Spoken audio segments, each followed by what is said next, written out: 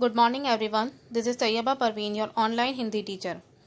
आज मैं आपको आपकी बुक हिंदी रीडर की पहली कविता हिंदी जन की बोली है पढ़ाने वाली हूँ। इस कविता के कवि हैं श्री गिरिजा कुमार माथुर।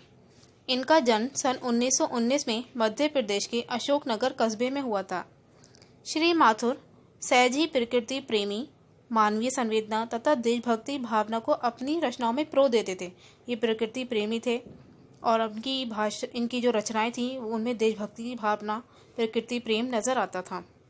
इनकी कुछ अन्य रचनाएं हैं शिलापंख चमकीले, मंजीर, छाया मत छूना, धूप के धान, जो बंध नहीं सका आदि इनकी कुछ रचनाएं हैं। अब ये आपकी कविता स्टार्ट करने से पहले मैं आपको बताना चाहूँगी कि इस कविता में कवि ने क्या कहा है। कवि इस कविता के माध्यम से क्या कहना चाहता है। भारत में अनेक भाषाएं बोली जाती हैं, जिनमें से हिंदी का स्थान सर्वोपरि है, यानी सबसे ऊपर हिंदी भाषा है। सर्वाधिक प्रचलित होने के नाते हिंदी को राष्ट्रभाषा का दर्जा दिया गया है। हिंदी भाषा राष्ट्र के बहुसंख्यक लोगों द्वारा बोली जाती है। बहुत से लोग हिंदी बोलते हैं। इसकी लिपि देवनागरी है, जो अत्यंत सरल है। जो इसकी लिपि है वो देवनागरी है, जो बहुत ही ईजी है। एवं इसमें देशी विदेशी भाषाओं के शब्दों को सरलता से आत्मसात करने की शक्ति है। ये भारत की ऐसी राष्ट्रभाषा है जिसमें पूरे विश्व में भावात्मक एकता स्थापित करने की क्षमता है। हिंदी एक ऐसी भाषा है जो सभी भाषाओं को साथ लेकर संपूर्ण विश्व को एकता का पाठ पढ़ाती है। अब मैं कविता पढ़ना स्टार्ट करती हूँ। एक डोर में सबको जो है बांधती वह हिंदी है, हर भाषा को सगी बहन जो मानती वह हिंदी है। कवि कहना चाहता है कि एक डोर में जो सबको बांधती है वह भाषा हिंदी है। हिंदी भाषा ऐसी है जो सभी को एक डोर से बांधती है और ये हर भाषा को अपनी सगी बहन की तरह मानती है, हर भाषा को अपना ही मानती है। भरी पूरी हो सभी बोलियां यही कामना हिंदी है, गहरी हो पहचान आपसी यही साधना हिंदी है। और हिंदी की यही कामना है, यही इच्छा है कि सभी बोलियां हर प्रदेश की बोलियां भरी पूरी हों और जो हर प्रदेश के लोग हैं उनमें सबकी आपसी पहचान बहुत ज़्यादा गहरी हो। यही इसकी साधना है कि जो हिंदी के माध्यम से ही हो सकती है जब सबकी भाषा एक होगी। सौत विदेशी रहे न रानी यही भावना हिंदी है। और इसकी यह भावना है कि जो विदेशी भाषाएं वो रानी बनकर न रहें, जो मेन भाषा है, जो सर्वोपरि भाषा है, वो हिंदी ही रहे। तत्सम तद्भव देश विदेशी सब रंगों को अपनाती, तत्सम तद्भव देशी विदेशी जितने भी शब्द हैं ये भाषा सभी रंगों को अपनाती है, सभी शब्दों को अपनाती है। जैसे आप बोलना चाहें वही मधुर वह मन भाती, जैसे भी हम बोलना चाहें इस भाषा में वही मीठी भाषा हमारे मन को भाने लगती है।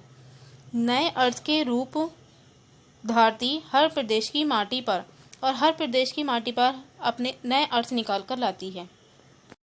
खाली पीली बोम मारती बम्बई की चौपाटी पर, चौरंगी से चले नवेली प्रीति प्यासी हिंदी है। मतलब कि खाली पीली, जैसे कि पीली फूल हैं बम्बई की चौपाटी पर, उस तरीके से ये हर तरह हमें हर तरफ नज़र आती है। चौरंगी यानी अलग अलग रंगों में। और ये भाषा प्रेम की प्यासी है, जैसे कि फूल होते हैं प्रेम के प्यासे, इसी तरीके से ये भाषा प्रेम की प्यासी है। बहुत बहुत तुम हमको लगती भालो भाषी हिंदी है, हमें ये हिंदी भाषा बहुत बहुत अच्छी लगती है।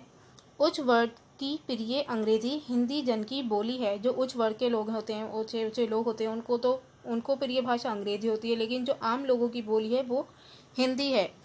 वर्ग भेद को ख़त्म करेगी हिंदी वह हम जोली है। और हिंदी भाषा ऐसी है जो लोगों के वर्गों को ख़त्म करेगी। जो लोग डिवाइड हो चुके हैं, लोग इंग्लिश बोल रहे हैं, कोई हिंदी बोल रहा है, तो ये इस वर्ग भेद को ख़त्म करेगी। सागर में मिलती धाराएं हिंदी सबकी संगम है। जैसे कि सागर में बहुत सारी धाराएं मिलती हैं, ऐसे ही बहुत सारी भाषाएं हैं, लेकिन जो हिंदी है वो सबका संगम है, वहाँ आके सारी भाषाएं मिलती हैं। शब्द नाद लिपि से भी आगे एक भरोसा अनुपम है। शब्द नाद लिपि इन सब से भी आगे हमारा भरोसा जो इस भाषा पर है वो अनूठा है। गंगा कावेरी की धारा साथ मिलाती हिंदी है। गंगा कावेरी की धारा जैसे है इसी तरीके से हिंदी भाषा सभी को साथ मिलाती है। पूरब पश्चिम कमल पंखुड़ी सेतु बनाती हिंदी है। पूरब पश्चिम में कमल की पंखुड़ी के समान ये हिंदी भाषा एक ब्रिज का, एक पुल बनाने का काम करती है। तो हिंदी जो है वो जन की बोली है, सभी लोगों की बोली है, जो सभी लोगों को एक डोर से बांधती है, सभी पूरे देश को एक डोर से बांधने का काम करती है। Now homework time. आपको होमवर्क में हिंदी जन की बोली है कविता की 10 पंक्तियाँ लिखनी है।